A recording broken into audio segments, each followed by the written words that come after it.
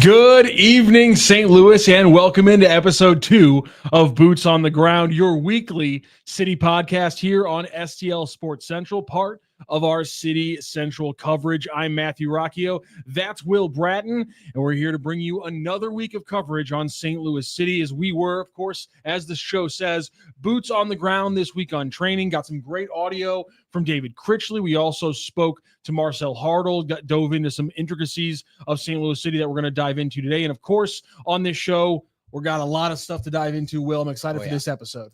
This should be a fun one, Rock.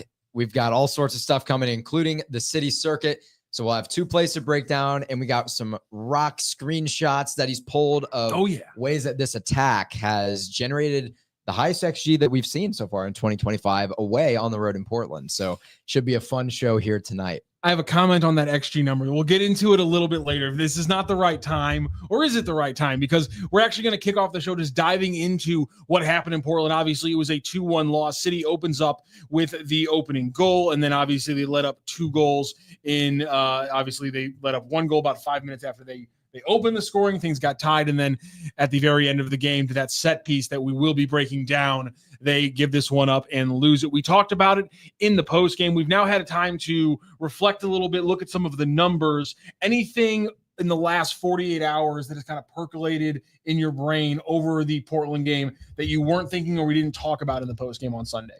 In terms of stats? Or just anything that's come to your mind, my friend. I think the biggest thing is that the eye test really was pretty good in this match. I really think this was, of a lot of matches this season, one that City just fell short. Like they really could have gotten more out of this. And obviously we talked with Critch, and he's going to talk about this later on in the show. Yes. We'll get some of his quotes on that too, as from being boots on the ground at training this week, like Rock said. But this one is just one of those matches you got to just take the positives and move on to this, and then you got to win at home. That's and see, Will says take the positives, and yet the 2 plays he picked to break down today are negatives. Are both negatives because I want to help the team improve. I'm here. Oh yes, because they're going to listen to us. They do. I promise you, they do.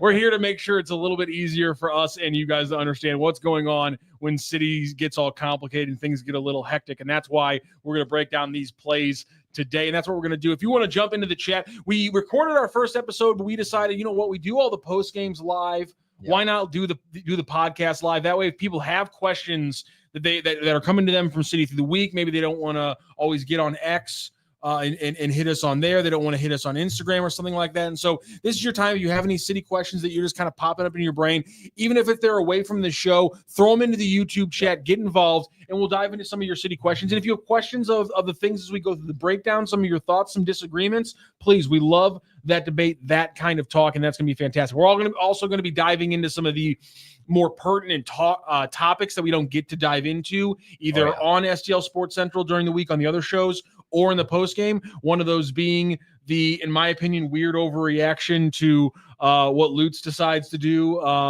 beyond just being a sporting director for St. Louis City SC. We're going to dive that into a little bit. We're obviously going to look at the LA Galaxy game coming up this weekend because that's our chance to do a little pregame. So a lot of things to do today on episode 2 of Boots on the Ground. Thank you so much for joining us right here on the YouTube channel for STL Sports Central. If you haven't already, make sure you like, share, and subscribe right now on YouTube. Hit the bell button so you'll always know when we're going live. And of course, check us out at STL Sports Central. Speaking of STLSportsCentral.com, Speaking of STLSportsCentral.com, and before we dive into the podcast, Will, what can people check out on STL Sports Central from you?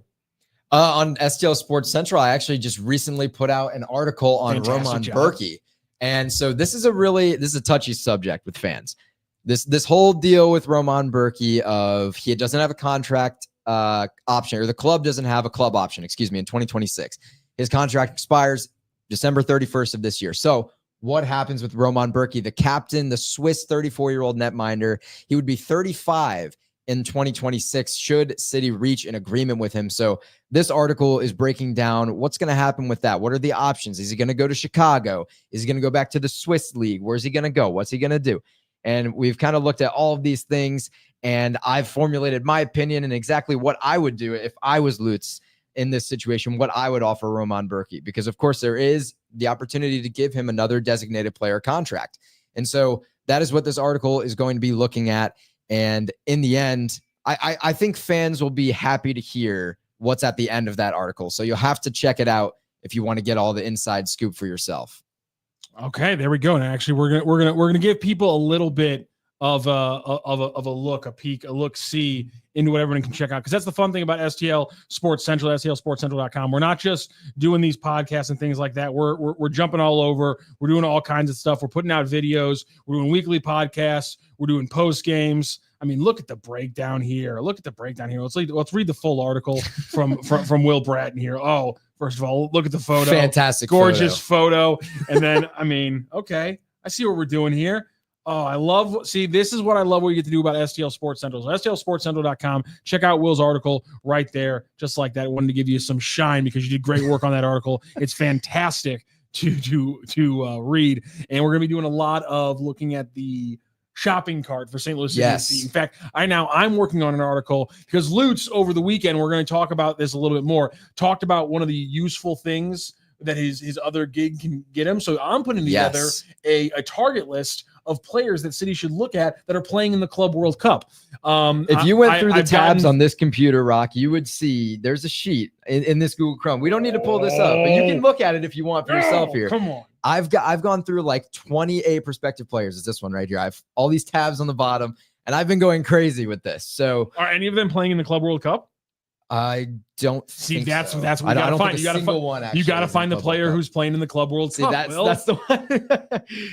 I mean, you never know. You never know. Lutz is one of the most well-connected general manager kind of guys in the soccer world these days, especially in MLS, in terms of being interconnected through all the continents, all the leagues. He knows everybody, he knows all the agents. So, I mean, it's a good time to be a City fan if the right decisions are made. Obviously, the connections are there. We know what's possible. The question is, how will the execution be?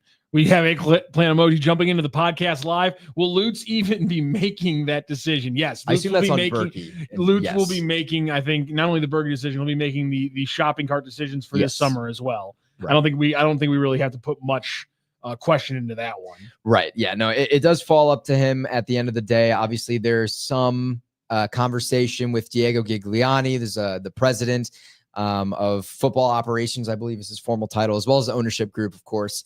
But at the end of the day, all the main decisions and most of the work falls onto Lutz. So that is him at the end of the day. Absolutely. All right. Let's dive in to what happened in that Portland game. And to do that, we're going to need to get into the first of our City circuits. Let's dive into it right now, because this is where we talk about how this team is wired, what's going on in the nitty gritty of St. Louis City. And that's what we got to figure out. Oh, wow. Right. I didn't even realize. Okay. Okay, Rock. Ladies and gentlemen, we're cooking here on this Wednesday evening. Right in the promo for the podcast right now. The nitty gritty about St. Louis City. Oof. I love everything about what just happened here, ladies and gentlemen. All right, so we're going to dive into the first one. Will is going to take our first two plays. He's going to be the one running this right out of the gate. So, Will, take us into this first play and why, and we're going to go chronological for this first one. So this is a defensive moment just before halftime. Yeah, so we're looking stoppage time of the first half here, and this is a little bit of a defensive breakdown. Portland had City kind of pinned into their zone, and City did force a turnover and then tried to build out of possession from the back with a lot of their numbers kind of stuck in towards their own defensive 18-yard box. And so what inevitably happened is Portland didn't even have to get on a high press. They already had the numbers there, and they forced another turnover, and City were just caught ball watching here. And so that's what we're going to see and break down kind of some of the issue associated with that in just a moment here as this video pulls up. So as you can see at the start here, Portland's got possession in this situation. I believe that moment there is right after that initial turnover. And so you're going to see Pompeu, Reed, and all these guys are all in deep. I pulled this one actually back because I wanted to take a quick look. Let's take a look after the turnover, because this is fascinating to me right out of the gate here. Let's actually just get to the larger view here to look at the play. This is a fascinating play to me because look at the build out really quick and how City is, which is look where Pompeu is, look where the attacker that has already gotten behind Pompeu is, look where Reed is. Reed's stepping up on this man on the man in possession right now. Hartle and Klaus are back there. There's a 3-man set on Portland.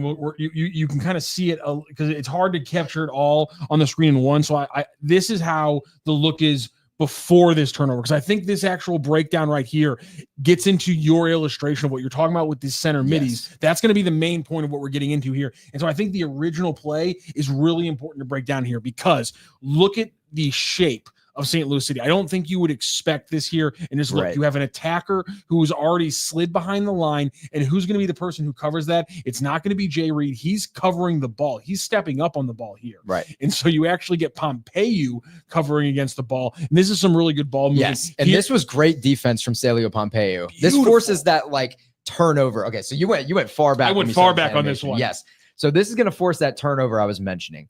And Pompeu is there's going to be a little pinging around with Reed and Morales, I believe. And then the ball's going to get turned over. And what happens is Watts and Morales are both kind of sucked over to this left side as they're just kind of floating and ball watching. They're not really following anybody here. And then, I think this right here is the turnover. This is the three guys on Celio Pompeu. Yes, this is the big thing I wanted to highlight, is that Reed has a chance to kind of dribble out. And Jaden Reed, I thought, had a really good game, but this illustrates maybe the only problems that Jaden Reed had during the game, which was when he got pinned in, he had a tendency to, if not turn it over, just not make the correct read. And part of that, stop it. I'm not doing this on purpose. The right read. Part of that is are the players downfield making themselves available enough? Because you can see Watts, Morales, and Hartle, while they're not as jumbled up in real life as they are on the screen right now, they aren't that open, and there are bodies. It's a tricky, God bless America. It's a tricky read for Jay to make. I don't know how else to phrase that. It's a tricky pass for him to make. It is. But nonetheless, I'm glad you wanted to focus on that. The Pompeu, the way they all jump in on Pompeu, and that's not the only time they successfully kind of pull off a press, because then Hartle turns it over. It falls to the man right here. Pompeu's a little late. And then this was just, you got to kind of tip your cap. This was incredibly nice ball movement by the Portland Timbers. They were moving beautifully. Pinging, but this is still very preventable for me, because your right fullback here needs to be ball side and goal side in this situation, no matter what, of this furthest wide player. Obviously, Simon Betcher's got some man in no man's land here.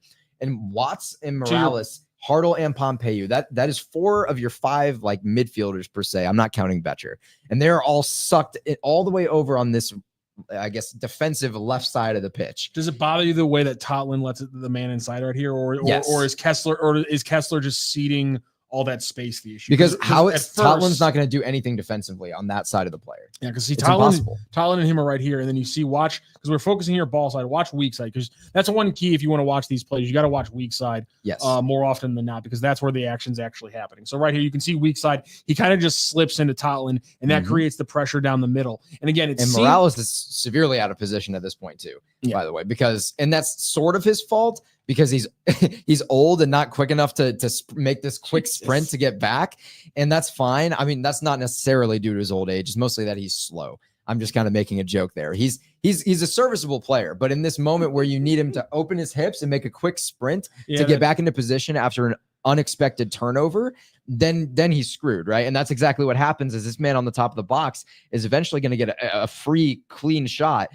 Thankfully, Baumgartel is going to get a piece of it, and eventually it'll get poked away. But this little dump off pass here to the striker who's playing this hold off play, and then the way that him and this guy connect, the winger comes across, he drops it off in front of him, he fills space, and the way they crash. So now the man who crashed inside on Totland, Kessler, if they and find Baumgartel, that guy, by the way, it's a free tap in, because Totland's not on the right side of the play. If Kessler's doing a good, I actually don't mind this, because they're doing a good job of 3-on-2 in it, where essentially Kessler's saying, you try to put the ball in, I can double, I can take away where the ball is, I can take away the lane for them to get it to that man, and then I can help Baumgartel double the other guy. So I feel like this 3-on-2 isn't terrible right in front of Berkey. The problem, to your point, but is the center middies are out of space, because look at all that green and look at where that Portland Timber gold is sitting pretty, because this man right here, this is the one we need to be talking about. Right here to the left of Alfie Morales is actually the danger man. And you got to think, look how this develops. He starts way back here over to the left side of the circle. Yeah. Hartle, this man on the right side runs with Marcel Hartle. He stays central the entire time, and it's not until late in the play when he makes this. And part of it, to your point, is because everything's sucked over there. Watts is sucked in, kind of in no man's land. He thinks he's taking a man away, but he's not. Morales is right there. He's just kind of that man is kind of keeping him in his spot. Hartel's just floating, and that's why you see right here. Everything comes across, and you have that attempt right across. Thank God, Baumgartel's there. Totland plays, and then Kessler gets it away. I love the animation of it being cleared away. That's fantastic. I had some fun with it. But the moral of the story here, and the reason I wanted to break down this play specifically, is because I've talked a lot in the first episode of this show and in some of our other post-game shows about repeatable goal scoring opportunities, right? And this is a repeatable goal scoring opportunity for Portland that could easily be managed with better defending, right? And that completely comes down to your 6-6 pivot, having better positioning, and ideally not giving a stupid turnover like that. When Jay Reed could have dribbled out, he could have booted it. Obviously, Klaus is up there. It's like Puka Nacua, bro. Just throw, he's up there somewhere. Like just hit it to Klaus, and he'll find it in some way. But that will be the last time that team is mentioned. A player that plays for that team is mentioned on this podcast. That's true. That's a good point. I'm not a Rams fan. That was just the first one that came to my mind because I saw a meme about it about 15 minutes before we started. Fine. But more of the story here. Watts, Morales, not in the best positioning, kind of floated. They get pulled away with a little bit of ball watching. That lets a man in behind for a clear shot on goal, a repeatable goal scoring opportunity for Portland that needs to be better managed by City in the future. So that's kind of the moral of the story with this one. I love what we're doing now because I love getting to show awkward shapes. Yeah, because the one thing that jumped out to me when we're talking about the Portland game, and you'll see it in some of the screenshots, you'll see it in the video of the next one as well. One thing that jumped out to me that I really love is that everything is how different things were for throughout the game, because out of possession they're running this. Out of possession, they're running a 4-4-2. And the interesting thing about that 4-4-2 they're running, to your point, Bescher's the right midi, and Hartle is actually the second striker up with Klaus. That's them out of possession. In possession, they were playing, it kind of fluctuated between a 2-3-1-4, and then there was at times I had it written down as a 2-2-5-1 because Klaus was dropping back super deep into the second line. The fullbacks are way high up.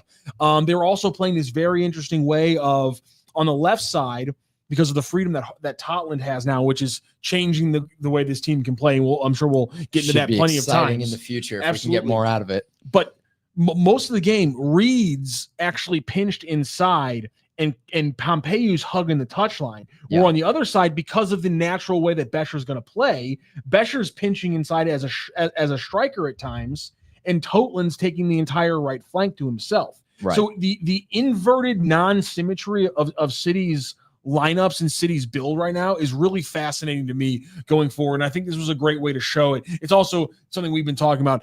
Celio Pompeu just getting back on defense, hustling his ass and saving a play. Because that's runner, a big moment for him there too. Go back here. Let's go back here to this one and let's get the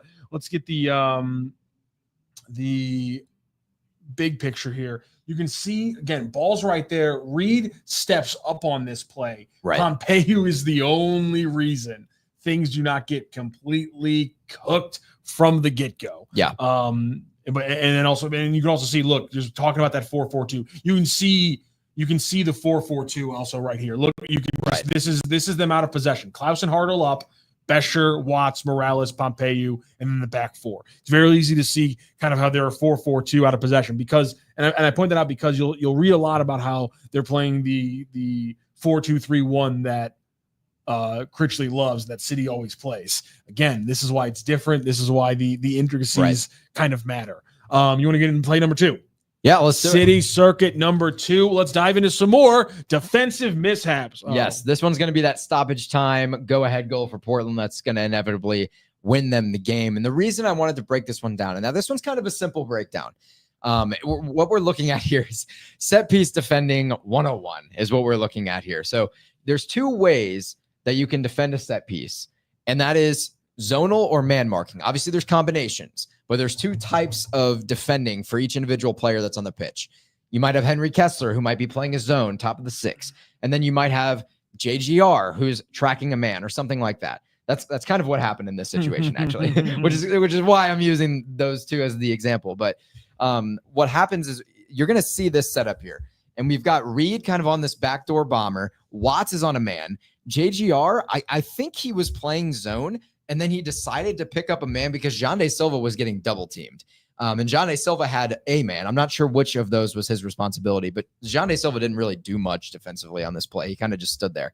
And so what's going to happen is one of these Portland players just going to find an open space. The ball is going to get through. It was a beautifully played corner kick here. And it's just basically a tap in. All he has to do is kind of guide it into the goal because his momentum of his run is carrying him towards the net. All he has to do is kind of angle his foot. He doesn't have to strike through the ball. He just kind of has to walk through it, if that makes sense. These are the easiest goals to score on a volley per se, because it's all your momentum. You don't have to strike the ball.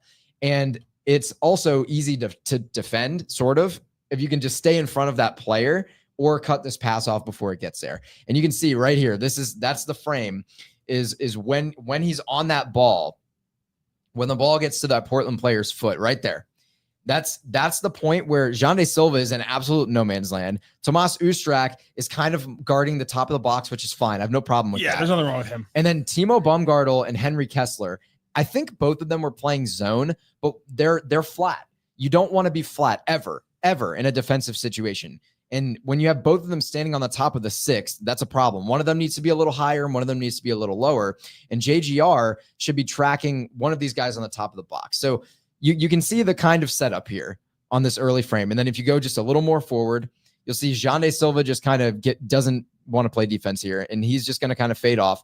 He is at first man marking. The problem is he can, but the ball hasn't been played by this point. Yes, and he complete this guy loops around. Yes. Around, and Zande doesn't play him at all. Right. And it's at this point right here, this frame. Johnny kind of gives up. If he makes a back post run, like if instead of blasting it in like he does it, if Ashala settles this one, he potentially has a play on the back post to Jande's man running down that way on a little diagonal run to the corner. Reed might, God bless it, Reed might read it well. He might see it well. There it is. He might see it well, but nonetheless, not a great play in a lot of different ways by Jande, in my opinion. Yes. And the key thing here for me is there's nobody, Baumgartel and Kessler are not marking a man at this point. So as soon as this moment's reckoned, and Zelensky does have a man, I believe. Yes, he does. Zelensky has a man. One of Baumgartel or Kessler has to recognize that and take a step forward. And JGR needs to see this guy streaking into open space and be sprinting to get basically acting like a goalkeeper. Yeah, and he tries, and he did. He got his positioning out, and Baumgartel tried to play it. He does play a beautiful ball. You know, if he tries to squeeze this one between JGR and Baumgartel, it probably doesn't get through. No. But the fact that he is able to go wide, and Kessler had just stepped out into Linsky's man, credit to Portland. And I want to know what your thoughts here, because McSorley's in there, and Critchley talked about, we're not going to play this audio clip, but Critchley talked about the mistakes essentially. And I think this is what the broadcast said, and he agreed. It just seems like it was a communication screw up where the man marking or zonal marking responsibilities were not adequately described to everyone. Because I'm not even sure. It's weird to me that Kessler reacts to this guy running where he does when this, I guess, because McSorley doesn't. Because watch this man right here between Kessler and McSorley. He takes himself not out of the play, but where he takes himself, McSorley doesn't play it. Kessler takes like a step towards him there, and then he's with Zelensky. I feel like Zelensky should be on that man with McSorley. Kessler should be up there, and Baumgartel should be in a more active position. And so it's just credit to Portland kind of just slipping a man from this spot right here. And I guess it's one of those things where he's kind of in like the peripheral of Kessler, and McSorley's not watching him. McSorley's facing the ball, and so they just don't react to him well enough. And I really think it's stupid subtle, but I really think this guy, just with that really subtle movement there, did kind of pull somebody or make somebody stutter to a point where everyone just, you know, and this, I mean, this just to your point, this can't happen. I mean, I'm look at the setup. Let's go back to the look here, because we have him circled. Look where everyone else is. And you can see it again. There's 1, 2, 3, 4, 5, 6, 7, 8, 9 City players here, including the goalie. There's 9 City players here. I didn't mark them out, but let's go back to the big. Let's go back out to here. You can see it here again. There's 9 City players, and there's really only 5 Portland players who are affecting things. 5 Portland players who are threatening things. You can't just let them show you a 9-on-5 and say, yeah, we expect that to be the play. Yeah, that's what MLS teams do. No. You got to watch number 6 man right here, freaking Ashala, who I just happen to, let's just circle him because he's really important to the play. We probably should have been watching him. No, MLS teams don't just capitulate plays like that. Well, most MLS teams don't capitulate plays like that. Just a disappointing goal to allow, especially considering how hard they fought. And to your point to open the show, the fact that they technically outplayed them in XG. Yeah, absolutely. And that's just really, it comes down to the same themes that we've seen with this team is closing out matches in the big moments. Set piece defending hasn't actually been that abysmal for this team in any of the 3 years of its existence. It was fantastic in the first 2 years. Yeah. It's relative to the first 2 years, it has been abysmal this year. Relative to the rest of the MLS, but maybe I think not. A large part of that is substitutions. Anyone who's ever played the game will tell you if you substitute onto the pitch late in a game and you have to defend a set piece, it is the most difficult thing in the entire world to do. So part of this can be possibly the why communication. It was weird that error. Olaf kept subbing center backs. Yes, absolutely. And I think part of this can be attributed to that whole situation with players coming in and not knowing their responsibilities, a communication error that Critchley was talking about. But in a moment like this, and you're on the road, I mean, it doesn't matter what the situation is. It can't happen. You can't give up that goal. You can't. So that's kind of why we're showing this one. This is not, I would say, the most repeatable goal scoring sequence for Portland because it really is mostly a lack of communication and just reaction from City versus being proactive in their own defensive box. But this is one of those things that it's just a bad moment. And it's important to break it down in the film sessions because that's how you can avoid it in the future. And I'm sure that everyone on this pitch has seen this play in its film at least 4 to 5 times in the last 24 hours. So I would like to think that things will improve. But speaking of improving, we're going to be looking at the attack, and Rock has got some good screenshots to show you guys what's going on with this City attack and how they were able to have one of their most prolific attacking generation matches, not prolific attacking matches in general. Attacking creation matches. We'll talk about it. We're going to talk about. I have a fun stat that I can't wait to get into. But let's dive into what I have to break down, which is just some plays that really jumped out to me that I thought were fascinating throughout the game. And so let's dive into play number 1. We are in the 17th minute here.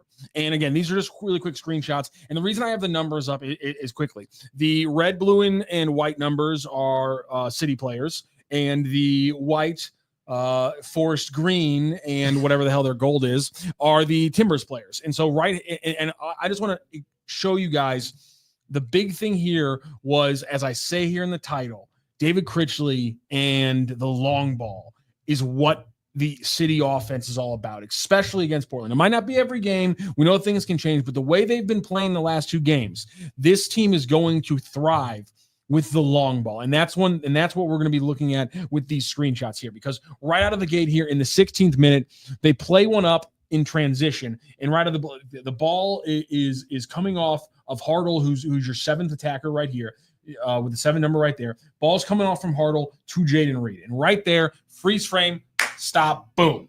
Ball stops right there. You could draw a line where City is outnumbering them 5-3. Technically, the defenders are going to get in there. So let's give it 5-5. Anytime in soccer you can get even numbers, yes, that's essentially a favorable. It's essentially yes. At that point you're playing with an advantage because you have the same amount of people. So if you can get 5v5 or even 4v5, I consider that a winning mentality, especially because in a lot of Mellberg moments, something we could have chimed something we really could have termed in the first 14 weeks of this season. I feel like there was just not a lot of these moments. There was a lot of 3v7s. Yeah. Not a lot of 5v5. So right there, get the ball up, take out some of the defenders. Bam. Now we got a 5v5, a 5v3 if we really get the ball and turn on our heels kind of moment. This was early and often for St. Louis City. You're breaking down that first half, the first 60 minutes really, and just everything that jumps out as a big moment for St. Louis City came from a long ball. Let's keep rolling on here to our next one here. Again, this kept working for St. Louis City, and I thought it was just so beautiful here. Here is another long ball. This one wasn't a great ball from Berkey, very rarely. This is the one that he launched like right at Bescher, the little missile, that the low one that just came right at him, and Bescher couldn't handle it. It wasn't his fault at all. But nonetheless, had he been able to handle it, or had he been able to do what City was able to do the entire game, which was win second balls, if the man here, who I believe was either Hartle or Morales, he's able to win that ball, look again what they're able to do here. Yes, Portland Timbers are back a little bit more here, but we're talking about, again, a potential 5-on-6 scenario if they're able to, get up and go. And I just love these balls right here because, again, you'll see later on, we'll have a few of these where City was able to win the second ball and the runs they were able to get. Again, long ball up the field, little bit too much from Berkey, a very rarely poorly delivered ball. And right here, look at this situation. 4 City attackers ready to go. And my favorite part is they're spreading out the defense. They're opening up the channels. They're opening up the lanes so that, their 5th attacker there, Tots, that 4th attacker at the top, he has space to run onto, run into and threaten the defense. Yes. And these are repeatable scoring, how about that? Creating chances. We like these.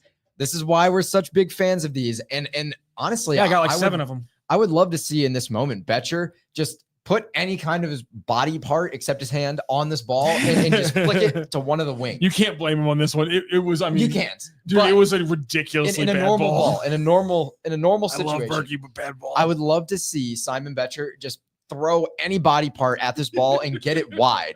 Throw your face at it. Simon Betcher in this match had an assist with his face. You can do these types of things. Good point. It's important to get the ball wide and utilize Jay Reed and Tomas Totland, who can combine with Betcher or your Pompeu, Silva, whoever is out there, and create 2-on-1 situations down the wing to get services in the box for Klaus and whoever's sitting under him. I think those are the most repeatable goal scoring situations that City can generate. So I really like that going forward. Anytime that Joao Klaus is on the pitch, I should say. When Joao Klaus is not on the pitch, I think City should be playing a little more conservative and trying to possess the ball a little more through the middle third versus playing dump and then second ball and stuff like that.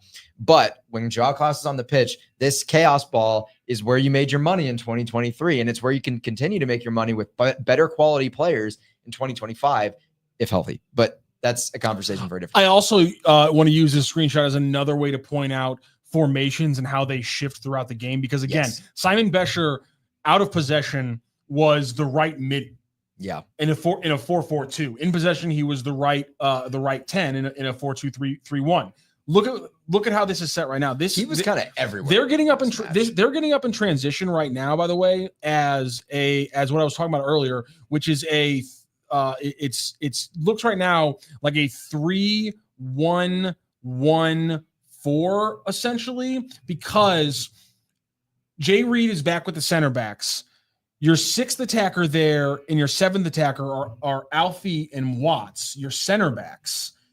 Hartle's your 5th guy, your center attack mid. He's actually dropped back usually. Again, we were talking about how out of possession he was up with the striker. He's now usually in that middle set of your midfielders. And then look up. Your nominal right attacking midfielder is now your central forward. Joao Klaus is over on your right forward. Thomas Totland's all the way up. And Celio Pompeu is where he loves to be, bottom of your screen on the left side. Yes. So I just love the way that this team was able to shift throughout formations throughout the game in fluidity in transition. It's the name of the game. In possession and out of possession. Let's keep on moving on, because to your point, repeatable, and that's why we got a couple of these. And by a couple, I mean 7. So like a Mormon couple. We got a Mormon couple of these. Was that bad? Should I not have done that? My bad. I apologize to everyone on that one. Sorry, I can't think of these ones. Again, Portland did a better job at certain points here. This is Berkey Again, taking a jump, taking a leap right up off the bat, trying to get things going. Ball over the top. This is Simon Bescher again.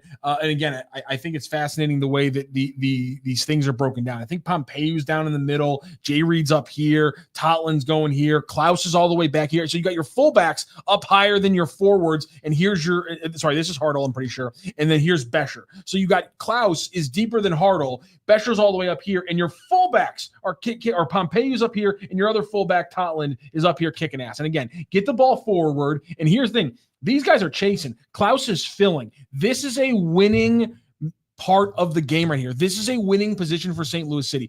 Bescher handles this ball, or you handle this ball right here in the middle, and now it's 4-on-4. You get Klaus charging late. He can be unpredictable. In this moment, he is in a better position to attack than 5 and 6 for the defenders are to defend, because he can dictate where he goes. They got to follow him and figure him out. And so this is a fantastic, again, a winning replicable position where they find space in between the lines of the Portland Timbers, and they got things going. This is another perfect attack for St. Louis City. If they just had some more clinical passing, this would have developed into a memorable attack that we would have been talking about on highlights. Yeah, it didn't, but we talked about this in 2024 also, where it was just one pass and every sequence was off the mark, and that was what was stopping City from getting shots on goal in 2024.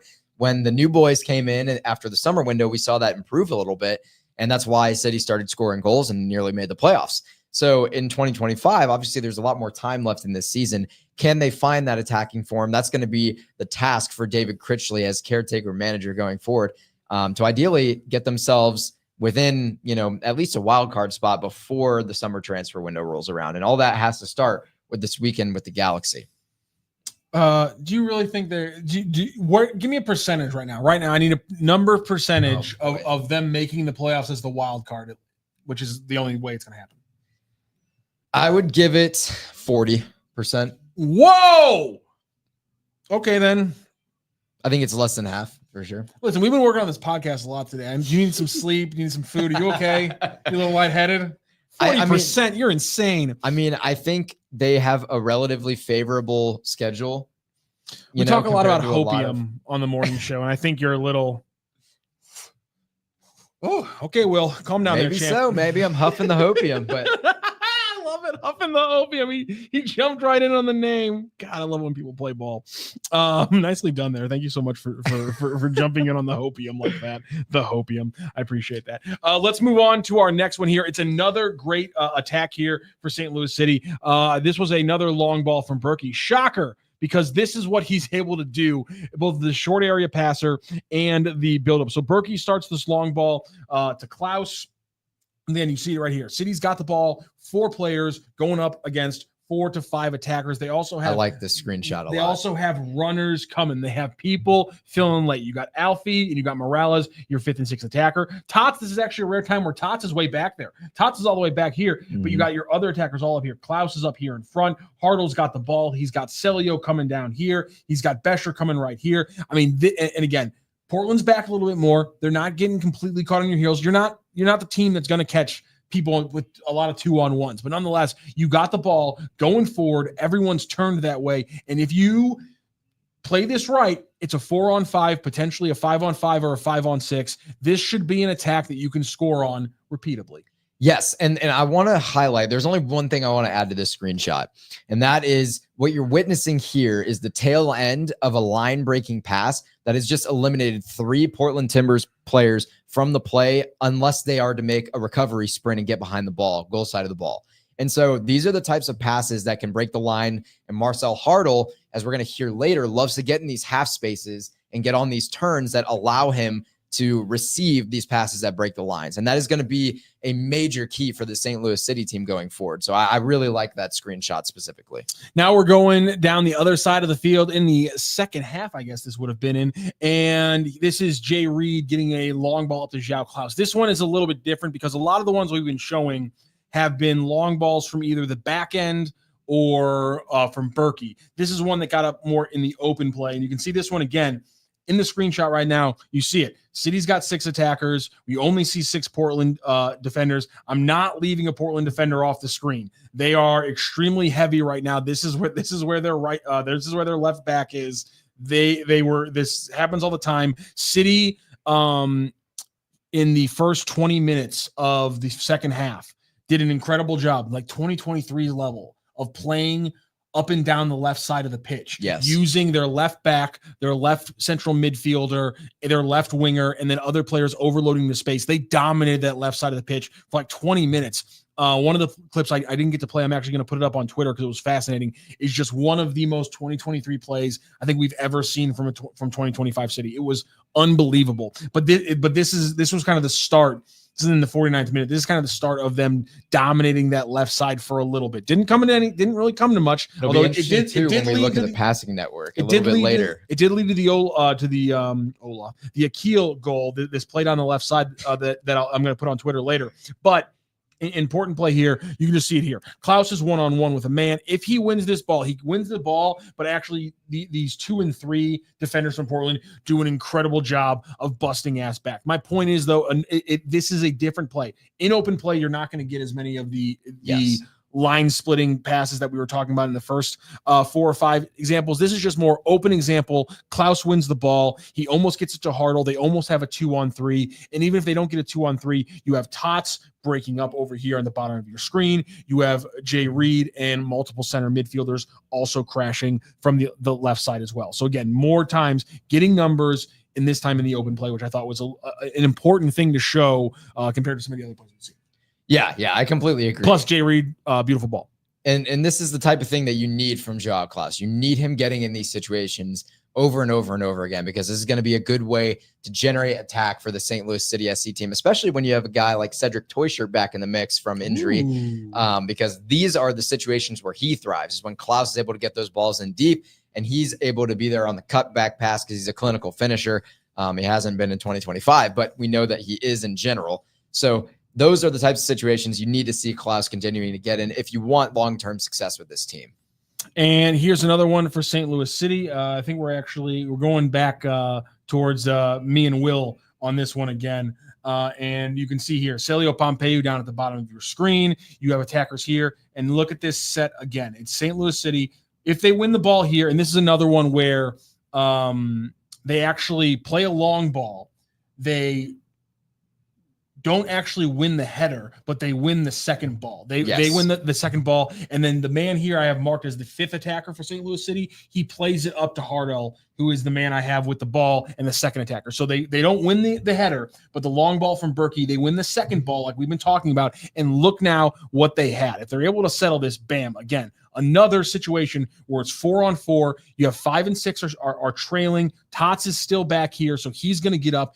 So you're looking at a 5-on-5, a 5-on-6, another strong attack coming from a ball up the middle from Berkey that they win the second ball on. It was a repeatable thing across the first 60 minutes of this game. Yeah, the second ball is not talked about enough, I think, with this team. They do have a tenacity in terms of trying to win the now they ball do in the middle of the pitch. I honestly, in Melberg ball, they didn't have the tenacity, but they did have the numbers. So they did win a lot of second balls because they were always in that low block. So they won a lot of second balls and then couldn't go anywhere with them and just turned it back over immediately. But now we're seeing an opportunity where City have some outlets. And that's where things get fun, is when you can find a way to get Celio Pompeu on some sort of through ball, and then that defender is going to recover, and all of a sudden you have Celio on the corner of the 18 going 1-on-1, and that's where things get really fun. So again, what have I said a billion times? These are repeatable opportunities. These are what we need. Absolutely. And let's take a look. And that's why there were so many of them in this match, by the way. They were doing things that were repeatable, and that's why they were repeated in this match. Yes, and let's take a look at our very last one here. City was overloading the right side a little bit and then played a switch over to Jay Reed, and that's what you see happening right now. The ball in the air right now going to Jay Reed, and here again, back 4 for the Portland Timbers, but immediately, if you drew a line from where the ball's going to be and where the Portland Timbers defenders are going to be, you're looking at 4v4 with Portland having to get their center middies back. They're getting a ball in between the lines on the long ball successfully. This is how they manufactured offense for the first 60 minutes. This is how they can do it consistently against teams, because they have a great passer with Roman Berkey. They have a great passer with Timo Baumgartel, who's responsible, maybe not some of the ones we've shown today, but some of the passes throughout the game. When Edward Leuven comes back, he's always deadly, not only from the midfield, but also when he drops back into the defensive line. So you can see this again. Ball's going to fall there. They have 4-on-4. And again, look at this. Tots, midfielders, everyone is still attacking. Everyone is in the attacking half. Everyone's getting forward. There's space for players to play onto. This almost develops into a really deadly attack. Again, it's missing the passing. It's missing the deadliness, the conviction of that final pass in the final third. But nonetheless, they're finally working an offense that can be repeatably successful against another MLS team that is top half of the league, shocking enough. And this is how they were doing it consistently against Portland. Yeah, and I want to highlight one thing on the screenshot. And I know, Rock, we're going to go into a little bit of the passing network stuff and what that looked like. But one thing that's really interesting about the screenshot is City are heavily leaning on the right side of the pitch, which is not something that we've seen from them most of this match. So it's interesting that you managed to find one of those chances that they created with, obviously this is a switch ball, but with the majority of the numbers originally working up the right side of the pitch. And that's one thing that City really needs to improve upon. And Tomas Totland being back and maybe the addition of some sort of right winger in the summer transfer window, which of course that's a topic for another day that I will be getting very into at some point. But that type of opportunity there, is exactly what could be the benefit or the biggest change for this team going forward is utilizing both lanes, the right and the left.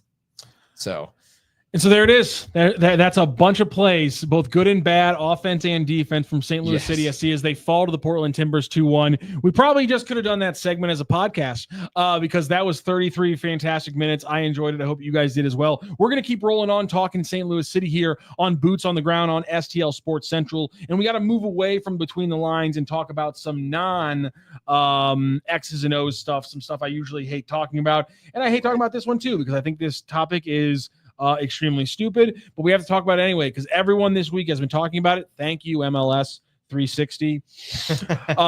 Lutz Pfannenstiel will be part of the call for the upcoming Club World Cup, and that means people questioned what the hell he's doing with all his time where he's not directly in the office working on the transfer window. Specifically, there were some tweets. Matthew Doyle got in on it. There was a segment on MLS 360 or one of the other shows where they questioned him using his time up until such a, as he admitted, extremely important transfer window to comment on the Club World Cup. He was then asked about not directly that. He gave an answer when he was on with Tom Ackerman, as he always is on Sunday mornings on Sports on a Sunday over on KMOX, where he talked about the importance and his ability to meet new people and how about how it gives him a chance to scout players who are going to be involved in the tournament. Hence what we were talking about at the beginning of the show. And that's always been Lutz's point, is that him being a broadcaster allows him to create relationships with coaches, different sporting directors, and it also gives him a chance to see players in a new light as a broadcaster in a different way and in games they wouldn't usually, and see them in person instead of just seeing their stats or in a video. And so Lutz has always talked about them, and that's why I'm kind of surprised that this kind of hit the level it did this week. Honestly, I thought it was completely ridiculous, and I'll tell you why. Because Brad Guzan, starting goalkeeper for Atlanta, and BJ Callahan, a head coach, both in the MLS, are also doing this, and they're not facing the same kind of criticism at all that Lutz is. And I think part of that has to do with the pressure that's on Lutz right now to do, a lot in this upcoming transfer window, because St. Louis sports fans in general, not just City and all the sports, they require perfection. They really have high standards. And I think 2023 and the way that season went helped produce a lot of these high standards for this fan base. And that's okay. There's nothing inherently wrong with that. But the biggest issue for me is that it's unrealistic to expect your sporting director to not do anything outside of the workplace. He has a life, right? He has passions and hobbies. But even that one, it's like, and is it taking away from him doing his job? And no. Are their passions and hobbies usually going to end up being something that directly lets them hobnob and rub shoulders with people who do these kind of things? It's a convenient hobby Pretty convenient hobby, yeah, too. I'd say so. And on top of that, we have no idea what the schedule is like. We don't know how many days he's doing this. We don't know how many days BJ Callahan or Brad Guzan or any of the other people are doing this. Is there an amount of days that would bother you? If he was doing every single day in the tournament, maybe I would be a little concerned, but I highly doubt that's the case. I mean, I highly doubt that's the case. And even then, I don't think it is that massive of a deal. As long as he could prove to the fan base in some way that is not taking away from him doing his job, which I honestly, I really just find it so incredibly difficult to believe that him doing this, even if he was doing the entire duration of the Club World Cup, would really take away from his ability to be the sporting director for St. Louis City SC. If anything, we should be having this conversation about BJ Callahan, who's the head coach of a team. You know, I think that is a much more intensely monitored position than the sporting director. But that's just me. I don't know. What do you think about it, Rock? I couldn't have put it better. I think everything you said there was absolutely correct. I think it's a weird reaction. I think people are just pulling at different threads to try to find something. Yes, they want a reason to say Lutz should be fired. He has a lot of obstacles, and we can talk about those later if we want to. I just don't think that this is really going to be that much of a problem. It's the same, people are questioning, does this team, do they have enough information to make these decisions? Yes, they have enough information to make these decisions. Yes. They have a ton of information. It's not hard for him to go into his office and ask somebody in the office, or for him to do it himself, to synthesize a bunch of information and a bunch of data of a player and break down. It's not hard for him to get onto their different databases and pull up a bunch of film about a player and start going to work. It's not like, I'm not saying it's an easy job. I'm saying it's not a hard job for him to do, to the point where he has all the resources in front of him. This is not sucking up too much time for him to do. I think this is, in the long run, I do believe this is a good thing. And if it's not a good thing, I don't believe it's ever crossing the point where it's hindering him from his job. Yes, I agree. The salaries he is allowed to give out, those kind of things. The MLS's weird rules, his players being available, those things are much more right. Reflective in hindering his job, I think. I completely agree. And I actually just went in and did a little bit of a deep dive in the whole Joachim Nielsen situation. Thank you so much for doing that. I thought you got a really interesting Twitter response from somebody who apparently doesn't know what the hell he's talking about. What was that? You're fine. Keep going. Okay. A little bit of shade being thrown. Oh, yeah. Here. Definite shade being thrown. Yeah, I mean, I don't know what he's talking about, but don't tell the people I work with that they're completely wrong about something, factually wrong about something, when you don't actually have the facts. Yeah. Unbelievable. Yeah. Sorry, continue. Anyway, the Nielsen situation was very unlucky. And there's been other situations with this team with health that have been pretty unfortunate, like freak accidents. I mean, Lutz has talked about in the past with Jay Reed breaking his foot and with Roman Berkey breaking his hand. And these are freak. You can't convince me also that the Jay Reed injury just wasn't a huge thing. He would have been starting. I believe he would have been starting games at left wing back. Would have completely changed the timeline and everything. It would have been. People called me crazy when I said that. When I at the start of the season, and maybe we're wrong because being hurt, you even called me crazy at one point. I don't think I did. I love Jay Reed. I'm a huge Jay Reed fan. I don't know if I would have disagreed with that. There was something I said about the impact. Was it because Joey Zielinski wasn't getting any time? I think that's the only thing I have to hold up about my Jay Reed take, is that because Joey wasn't getting time, it's like, was there a thing where Olaf was so worried about playing young players because because they're not reliable that he wouldn't have started Jay Reed and all of this would have been moot? That's probably true. And I wish I remembered. Probably don't need to go down that. I wish I remembered in detail what this conversation was about. But moral of the story, there's been a lot of issues that have hindered Lutz's situation and made him look worse than he is. The reality is, in my opinion, I think he's definitely one of the best sporting directors in the league.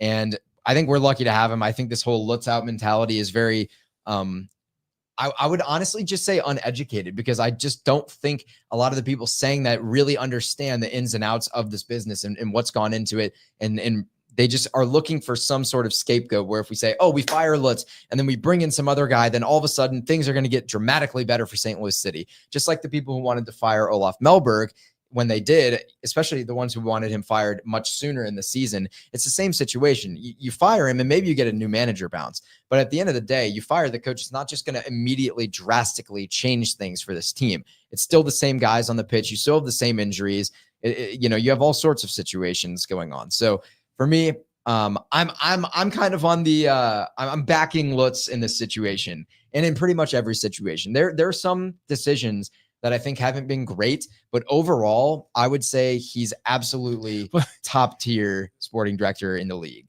I think he's doing a solid job. I wouldn't say top tier, but I am putting together the list of players that might be in their price range on Club World Cup, because you can't make comments about how this helps you scout players and then not even there better be a rumor of them talking to one player who's in the Club World Cup. Like that quote. I respect the quote, but it better not be total BS, or I will come back and make fun of it. Yes, and the price range is an important thing to know, because we talked about this, just before we went live, about how this team has 2 million. Huh? 2 million. Yeah, right. Exactly. We have one player in 3 years of the history of this club that is being paid above the max TAM salary. So like a salary that only a designated player could make in MLS, which is Marcel above what? Hartl. Which is above what? It's 1.657 million, I believe, but it goes up every year. Next year, it's going to be God, we got to become friends with Marcel Hartl. Yeah, exactly. He's swimming in it. But Joao Klaus, Edouard Leuven, Roman Berkey, those are the other 3 players who have been designated players at some point with the St. Louis City SC roster. None of them make above the max TAM contract. So like Joao Klaus makes 1.38, Leuven, I think 1.324. I don't remember off the top of my head.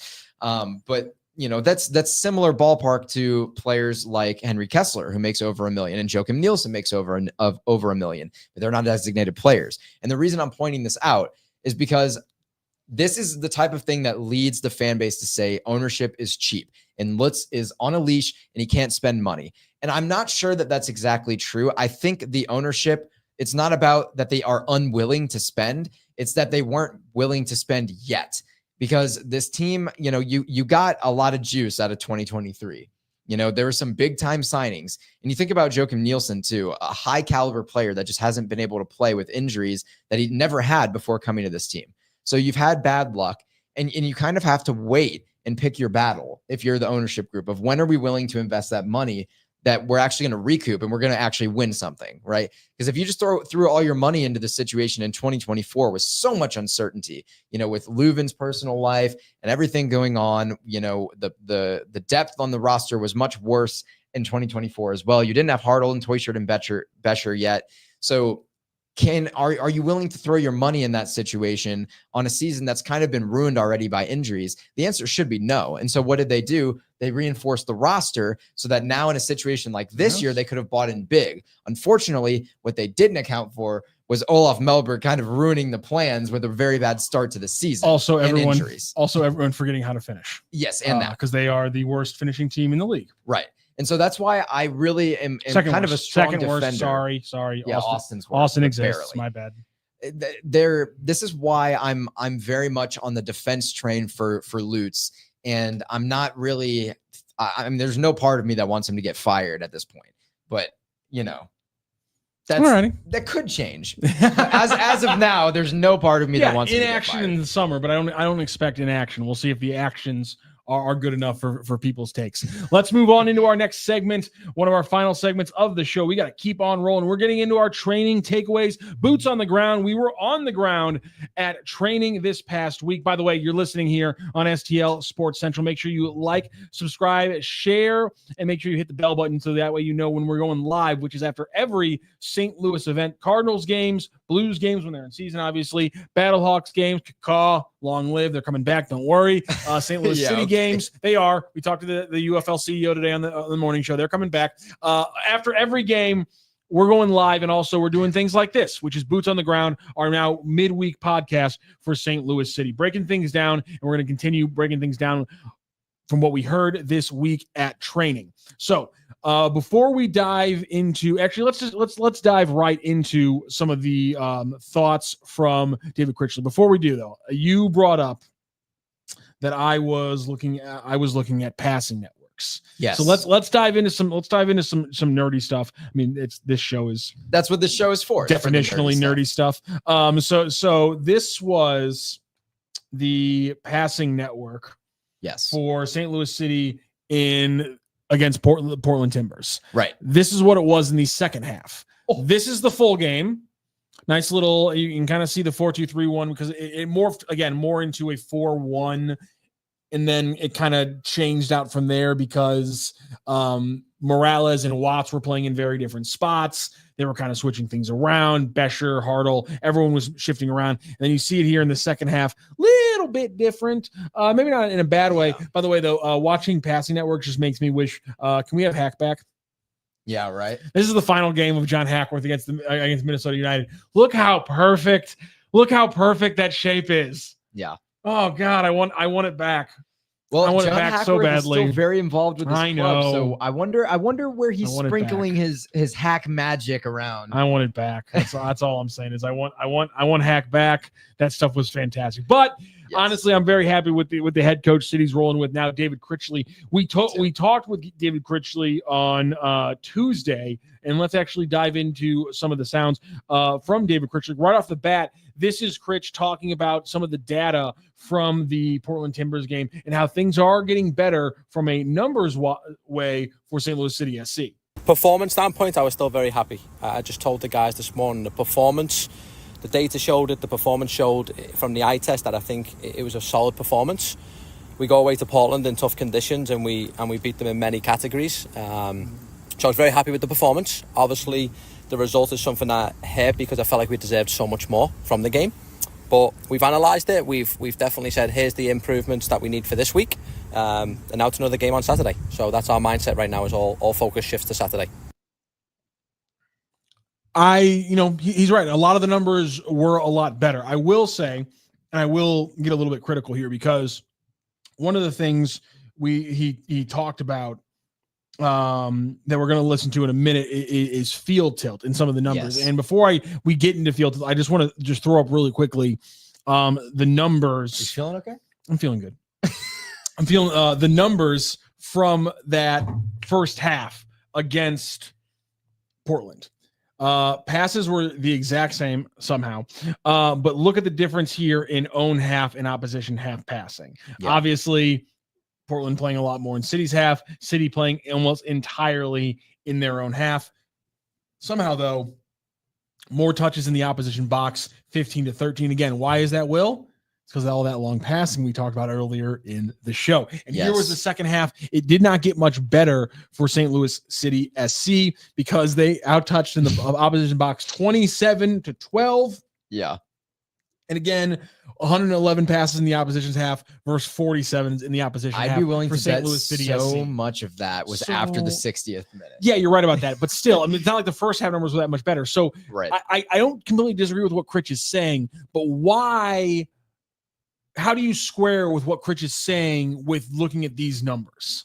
Well, I think what he's talking about is mostly the numbers of they're getting touches in the box. And I don't think it's necessarily comparison that he's worried about. I think it's comparison against prior matches for St. Louis City. Are they getting more touches in the box, more shots on goal, higher XG than those matches? And I think that's what he's talking about in terms of the improvement. Obviously, he did talk about being the better team. And I think that just comes down to the quality of the chances and the XG, which the numbers don't lie on that. I mean, obviously, like almost 1 XG of City's entire 2.41 came from that chaotic sequence with Klaus, Watts, and Hartle that resulted in absolutely nothing. But I think that's kind of what he's talking about, is they've been able to create some very good quality chances that they haven't really done as much of in past weeks. And I think their chances were overall more repeatable and better quality than Portland's, if that makes sense. All right, and let's listen to David Critchley talk about field tilt. We talked about that last week. Again, field tilts, there's a difference. Possession, just hard. Who has the ball more often than not? Right. Field tilt, who controls the ball in the opposition's half more often in the game. City's field tilt, we'll take a look at the hard numbers. But here was David Critchley talking about it getting better this past week. Yeah, so for the 2 games I've been in charge, our field tilt, so possession in the opponent's half and the opponent's third specifically, has gone up 49%, I think the exact number is. So what that shows is, in these difficult conditions when it's hot, if you can have a high field tilt, you can pin the opponent all the way back into their own defensive third. You'll have more success than they'll have against you, because now you eliminate them 80 yards away from our goal. So one of the big key points for us is how do we continue to increase our field tilt every single game. So general possession and then field tilt in their third is a number that I think you'll see it in 2 games, it's gone up 49%. With the right system in place, with the right trust of the players, they've shown in 2 games against 2 really good teams. And we have to forget we're playing San Jose and Portland, who've San Jose number 1 leading team for goals. Portland, I think, are now 4th in the conference. So 2 really good opponents, and we were able to have a very high field tilt against both. With only 6, 7, 8 training sessions, I'm pretty confident we can improve that more. Obviously, I don't on the surface, I don't disagree with anything he said. Here's Just my issue. Statistically, here's my issue, Will.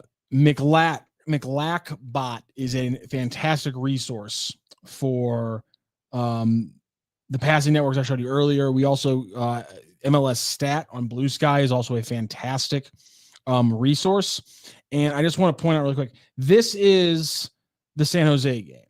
Field tilts, 39% for STL, 61% for San Jose. All right, not great. You want to get better than that. There were some games under Melberg with like 14% field tilt for City. So you are getting better. That's over 100% better. He's saying 40 to 50, 49 to 50% better. That's over 100% better. But the last few Melberg games were in like the 20s and 30s. So you're getting better. That doesn't look like more than the San Jose game, does it? That's the Portland game, and that says 25%. right? And MLS Stat pulls their numbers from Opta, which knows their numbers. And so I'm a little confused as to why Critch is saying they did better when they apparently did worse. Right. Yeah. Honestly, I mean, I have no idea. I'm a little confused. Read the stat wrong. I'm like, is British field tilt different? I don't know. I wonder if he was maybe excluding the final couple sequences of the match or something. If he was looking at certain moments. Field tilt it's a numeric equation of passes in the final third. Let's go back to the second half stats. Is there any way that just the final 20 minutes affected 47 passes in the opposition's half for City, 111 for Portland? Like, is the last 20 minutes shifting it that much? Not that much. There's no way. There's no way that field tilt at any point in this game was 40% at any point for St. Louis City. I'm just wondering. Again, I wonder what it was after the first half. Just wondering. The field tilt? Yes. Again, let's look at the first half stats, Will. I feel like the field tilt probably wasn't that great. 41 passes in the opposition half for City, 114. I feel like it wasn't that great. That's fair. Again, unless this is possible that almost everything that Portland's doing is just across the halfway mark in City's half, and City's completely locking them out of the final third, and then maybe the field tilt's closer. I'm just saying, I'm not disagreeing. I'm not saying they're wrong. I'm just a little confused is all I'm saying. And if somebody has an answer for me, I'd love to know what I'm missing here, because I'm genuinely confused, kind of like I was hearing this answer from David Critchley. One of the things about a successful culture and a successful team is actually how you deal in failure. I just showed them a quote today on the TV, and it's I could name them all off. It's Kobe Bryant, obviously leading NBA championships. He missed the most. Something like missed the most points in a game or something. Tom Brady, 7-time Super Bowl champion, makes the most interceptions. So there's all this stuff to show you that even the world's greatest are going to fail. But how do you go out there with a growth mentality, and how do you go out there and prepare for the following week? So something I told them about was the performance was great. So now for us, we have to get back out here. We have to get back to work. We have to improve. But like I told you guys in week 1, we have to enjoy that moment as well. We have to enjoy that process. So there was David Critchley talking about using some examples of the greats to talk about the process and the importance of all those things. I didn't want to play that clip. You made me play that clip, and now I feel bad. I mean, I think it's funny. But the message is there. Yes, it is. The message is there, and that's what's important, because I think it's important that Critch and this team recognize the significance of continuing with the positives that you did have in the Portland game and winning at home, because that's the most important thing. Portland's a hard team to beat on the road, no matter how good they are, because Portland's a hard environment to play in. It's a turf pitch. It's a very hostile stadium. In this case, it was hot for whatever reason, record high breaking temperature in Portland that day. So, it's really tough to beat them on the road, and you probably deserve to win that match. That's something you can take forward. And I think it's important that the ability to, be graceful in your failure and just learn from it and keep pushing forward is very important. Persistence is very, very key for the St. Louis team. And one final note from David Critchley, something I've been talking about for the last couple of weeks, and that has been a big part of the city conversation going back to even about late March, is how the best way to use Marcel Hartl and unlock him for a guy who's not having the season that he looked like he was going to have when he got here late last year. And how do you get him better? Playing him closer to the goal seems to be the general answer. He was playing deeper in Mellberg's system because of the Leuven injury. Leuven's back. He's playing higher now. He's playing that central 10, which allows him to roam, allows him to get in the half channels. We're going to hear more from Marcel Hartl, but the reason why we talked to him and the reason why we asked David Critchley to get his answer about Marcel Hartl is he really struggled through that first game and a half under David Critchley, and things seem to finally kind of click in the second half. One of the only players who I'd argue played better in the second half against Portland than they did in the first was Marcel Hartl. So we talked to David Critchley about Marcel Hartl and his role in this new system and how they can really unlock him going forward. Very intelligent player, so he's very focused on his positions and the structure he needs to be in and where he needs to be, which is what all world-class players have. At the same time, I had to help him be able to feel a little bit more free on the field, feel a little bit more like if you need to move into different spaces, you have the full obviously responsibility and accountability to do it. So helping him feel a little bit more relaxed on the field, a little bit more like he can drift into different spaces, find different moments to pick up the ball, was something he adjusted with well, and I think he got a lot of those chances in the second half. What did you see? Your thoughts on Critchley's comments, obviously, but what did you see from Marcel Hartl in the first game and a half versus the last half against Portland? I saw less defensive responsibility, which gave him a little more freedom in the attacking third. And I think that's a key thing that Critch was talking about. And I want to see Marcel Hartl really be more involved with outlet passing versus, in a situation where Celio might be your outlet, for example. Celio gets the ball, he should be able to play square or just underneath him to Marcel Hartl, who's then going to quarterback an attacking sequence in transition, dribbling right at the Portland line, around midfield. I think those are situations where he's going to thrive. I think those are good situations for him to assist players like Klaus or Betcher or Teuscher, or whoever's, Jean de Silva, whoever's going to be getting in the box.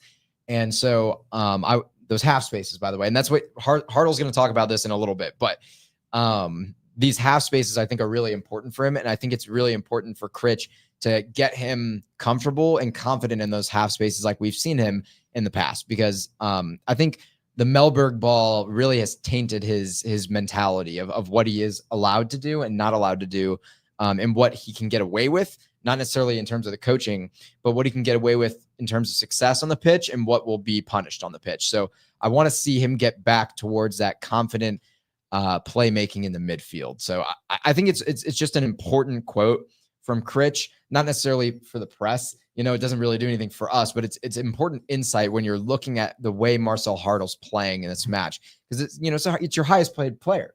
So you got to get top value out of him. And it's important to find the way to do that.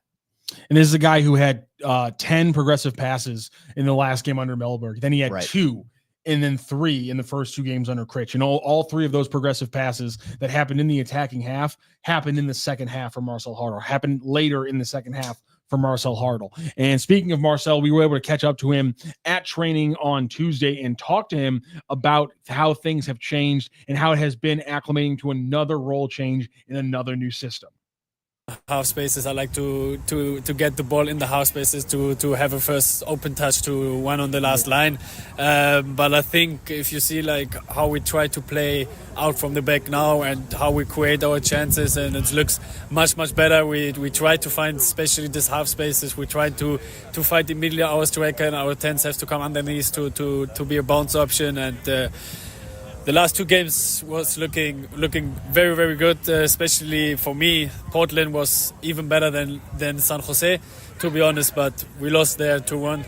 but of course not the game how we play was the problems, and it was more how we end the game. Yeah, of course. Yeah, I think what he meant to say at the end there, by the way, was the way they played wasn't necessarily the problem. It was just the result and the way it ended up was kind of the problem.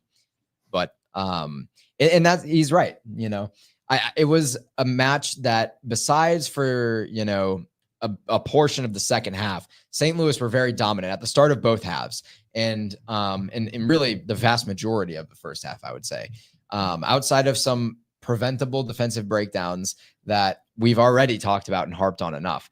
You know, this is a City team that just really needs to find like consistency in those little moments, the little details, the important moments. Your best player finding consistency usually helps the rest of the team do it. It definitely does. And yeah, I don't know. I think Hartl getting going could be a key for this team on Saturday at home. You know, let's say he scores a goal, gets an assist, something like that, something good for the mental, something good for the morale. You know, I think that's a big factor that can help kind of propel this team in the right direction. And what is it that changed that helped him get going there in the second half? Here was the answer from Marcel Hartl. Confident enough to play anymore after we scored the goal. It was like, of course, Portland was coming, and we was a bit afraid of to make mistakes. And if this come in our half, of course, it's not the best season we played so far. And of course, not everybody can say we go out and we kill every game, and then we score a goal. We are up 1-0 away. Very hot weather on turf. So was looking good for us, but then we step back, we go to a low block. We don't was confident enough to, if we have the ball, to keep the ball, to find our free man, and this we have to keep going. We have to work on it, and I'm pretty sure if we keep going this way, like we go today, like we go now, we will get success out of it. So that was him more commenting on the overall issues with the team in the second half, despite the fact that he did have a good second half. And yeah, I think that's an accurate, you know, I think it's a pretty good way to break down what went wrong for them in the second half. The other thing I would mention is the off-ball movement stopped. And I think that's always going to be a big issue. And especially for a guy like Marcel Hartl, if people aren't moving around him, there's not much he can do. Right. And I do want to just harp on only one part of this, which was the kind of mentality thing. And Akil Watts actually talked about this in the post-match presser as well, about this team really feels like the biggest obstacle is mental right now. Yeah. And I kind of agree, because, and Hartl said it now twice, that it's just this lack of urgency to keep piling on and keep going and scoring. There's not a hunger to score. There's a fear of mistakes. There's a fear of conceding. There's a fear of losing that's leading this team to play almost too conservative in two inside 90-degree angles, that they're not getting some of these, you know, brave moments and these creative moments and chances that Critch needs from this team, and that this team really needs to succeed in general. So Hartl mentioned it again after him and Watts both mentioned it after the last after the match in the post-match presser. So I just kind of wanted to reiterate that point a little bit, because I think that's, you know, it's one of the hardest battles, and it's something that a coach really can have a large impact on changing, is kind of the mentality and the bravery in the locker room, and just the comfort level. So that's a big task for Critch going into this weekend, Saturday. Of course, this will be the first time that he's had, you know, a match and then a full week to focus on, you know, the subsequent match. So we'll see what happens here with Critch as we go into Saturday.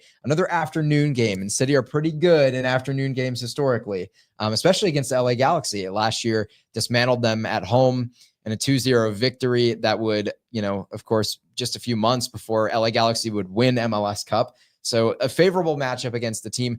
Definitely not the worst team in the league. I will die on that hill. Galaxy are not the worst team in the league, but they are the worst team in the standings right now. So it'll be an interesting match for sure. Speaking of that off-ball movement and the lack thereof, how do they improve that? Here's Marcel Hartl.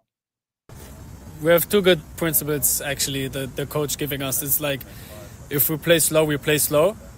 If we play fast, we play fast, but nothing between them. So we have to decide how fast the game is going. If we decide as a team, okay, we step on the ball and we play very slow, we play very slow. But if we see the opportunity to play fast, then everybody has to play fast. And if we come in the final third, for me, also, we analyzed it today, is like, we don't have to finish it immediately. It's also sometimes there create another chance. Look for the extra pass to not because you are outside. You don't have to cross if we are not enough numbers in the box. So then step on the ball, play around the ball. Like be patient also in the final third. This is what we learned today, but we also keep training this week that we be better against LA Galaxy on Saturday. But this is like two good things. Like be also brave. You don't have to finish immediately when you go in the final third. The shot on the goal, if it's not possible. Of course, if you go 2 against 1 against the last line, do it. But also look for the extra pass. You don't have to finish it immediately because we do so much work to get in the final third that we also can keep the ball in the final third and let the opponent run there.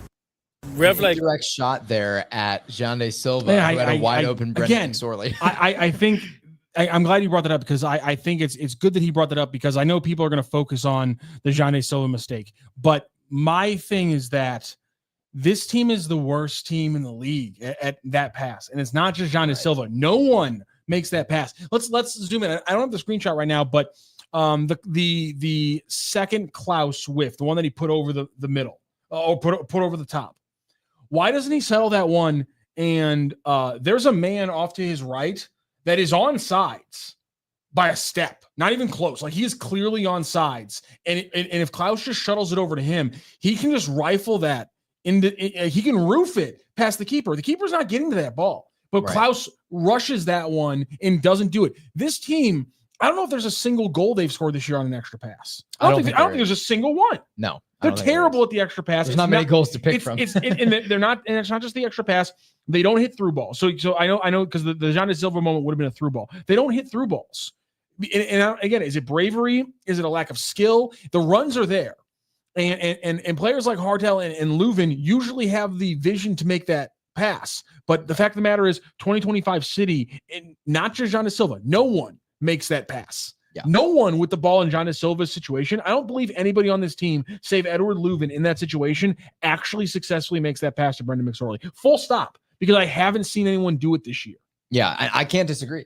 And there's only one more thing I want to talk about here with this quote before we get into our final quote from Marcel Hartel here, which is he almost made a mention at the lack of team chemistry and just kind of, knowing where your guy is going to be and being able to play, within your team. And I think that's one of the most important things. And I think this really speaks to how the injuries have impacted this roster, and not only just who's on the pitch, but also the variability and the inconsistency of who's on the pitch at a given time. Not necessarily just straight up the talent drop off, one that's for fair. One. But I think the lack of consistency has really taken a toll on this team. So that's just one more thing I wanted to note kind of from what Marcel said there. Marcel, one thing there did talk about was if we're going to play slow, we play slow. If we're going to play fast, we play fast. There is no playing middle. I was fascinated by that. And really for me, if he does a central, it seems like the central 10 would be the person who dictates that. Apparently completely wrong. Marcel broke down how that pace is dictated in the St. Louis City system. Slow. No, I don't decide if we play slow or we play fast. It's more our center backs and our sixes who have the most impact on our build-up, and they are decided much more how fast we play. And of course, I try to give him also an opportunity from the center back to play between the lines, of course. But these two positions are more the decider how we play. Perfect. Thank you so much. It makes sense just because of how the attack's going to progress. But I just figured Hartel would have the ability, especially not necessarily in set buildups. It obviously makes sense at that point. The center mid is going to dictate it. But for me, it's more moments where I saw Hartel would get the ball in transition and he wouldn't push it. And I was wondering, shouldn't he be the one who decides that in those moments? But I think even in those moments, and he kind of gave the answer in the other way. If you don't see it, it's just like, okay, fine. I don't see it. I don't see an exact moment where I can push it. Then I'm going to give it to the back and they reset things. And again, it's not a surprising answer. It's probably an answer that, the deep soccer people have heard before, but nonetheless, right. I thought it was interesting from Hartel.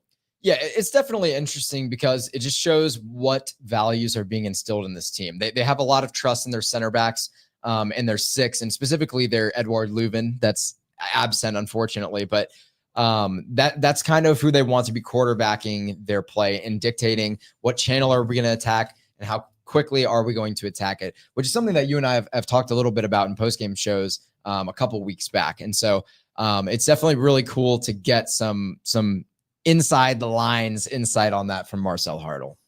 Okay, Will, I have used up all 24 of the production elements that we have for this show, which means we are nearing the end, which means all we have left to do is preview and predictions. They face off against LA Galaxy, who's apparently not the worst team in the league, but they still seem like with a home game against one of the worst teams in the league. So to make him happy, it seems like a good chance for St. Louis City to finally grab another 3 points. Your thoughts on how this matchup will go? Again, the LA Galaxy, one of the 3 teams that St. Louis City has pilfered for all 3 points this season, did it earlier in the year to the tune of 3-0 in LA. Now they get a chance in Energizer Park. How do you think this one's going to go?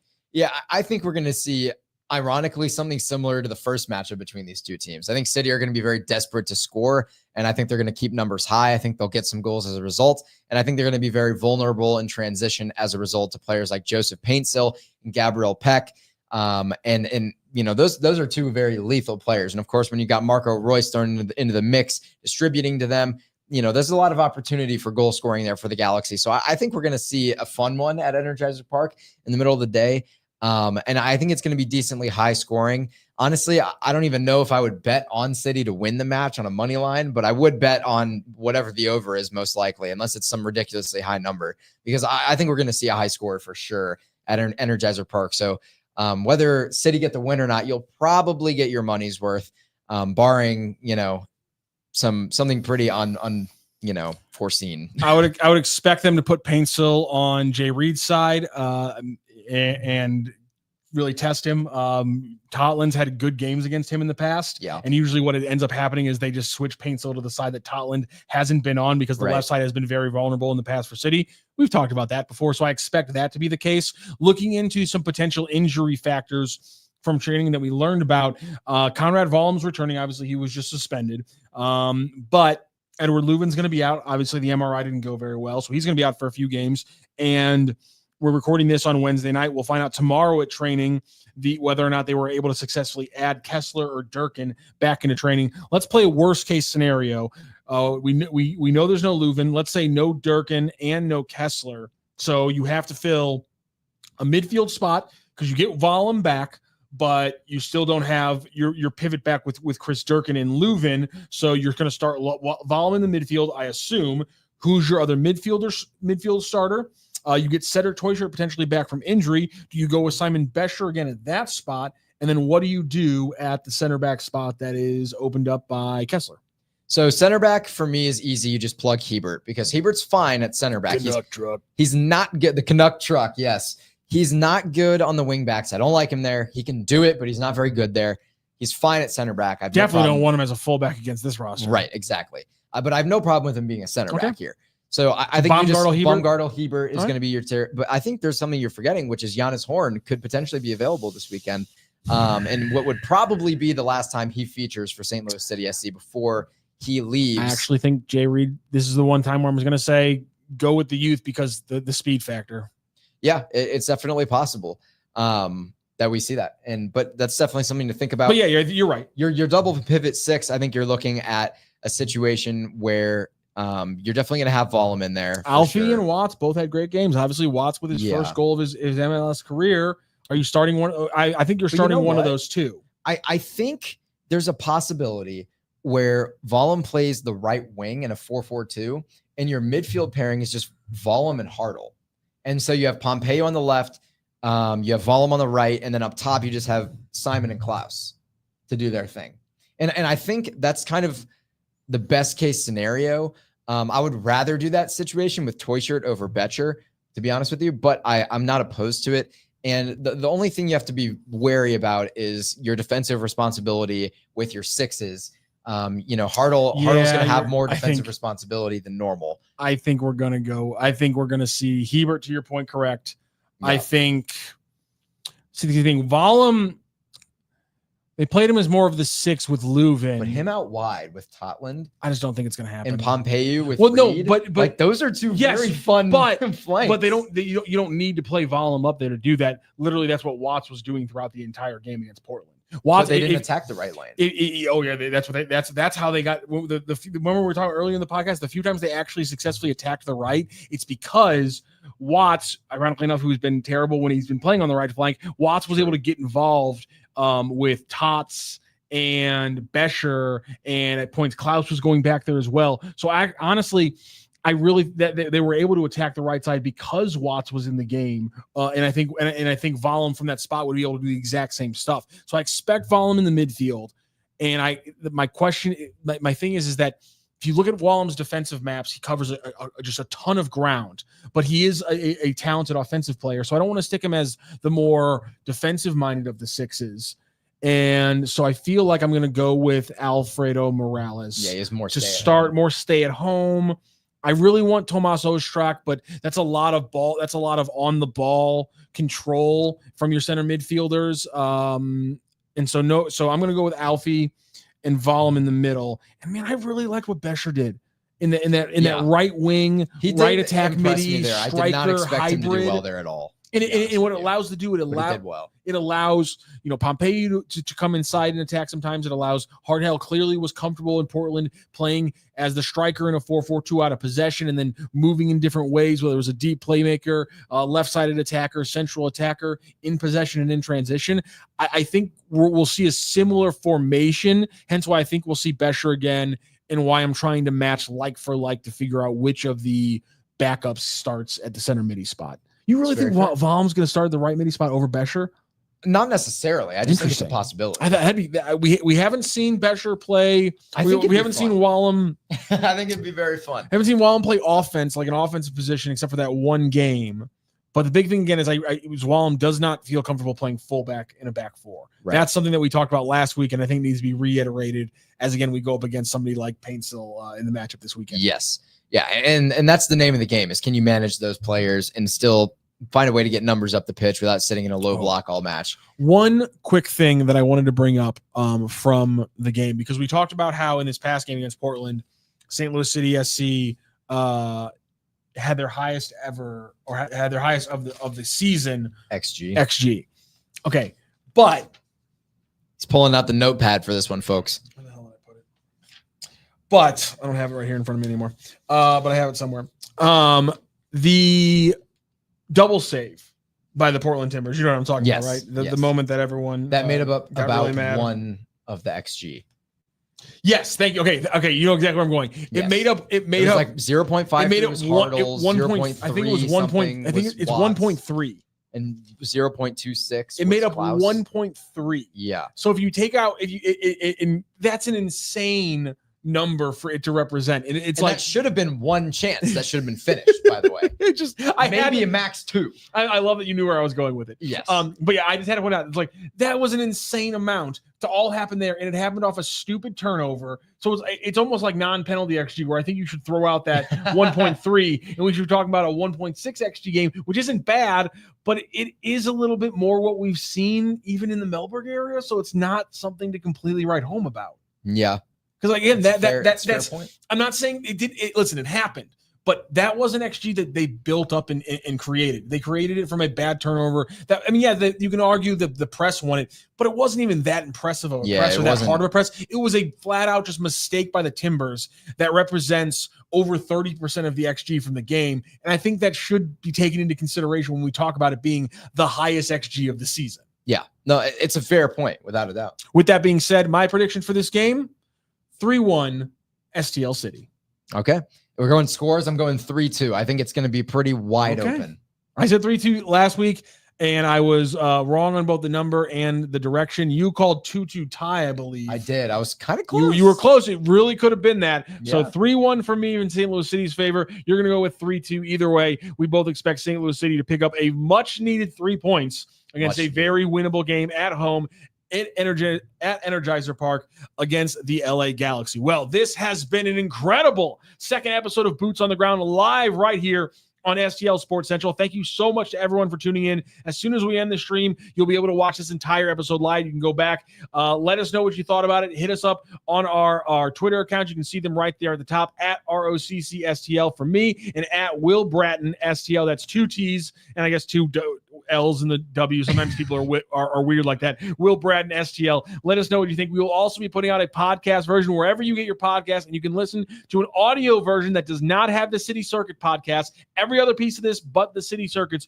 will be in the audio version, broadcast live on the Lou Information Station, louinfo.com, from 3 to 4 p.m. on Friday. Thank you very much. For Will Bratton, I'm Matthew Rocchio, and this has been Boots on the Ground on STL Sports Central.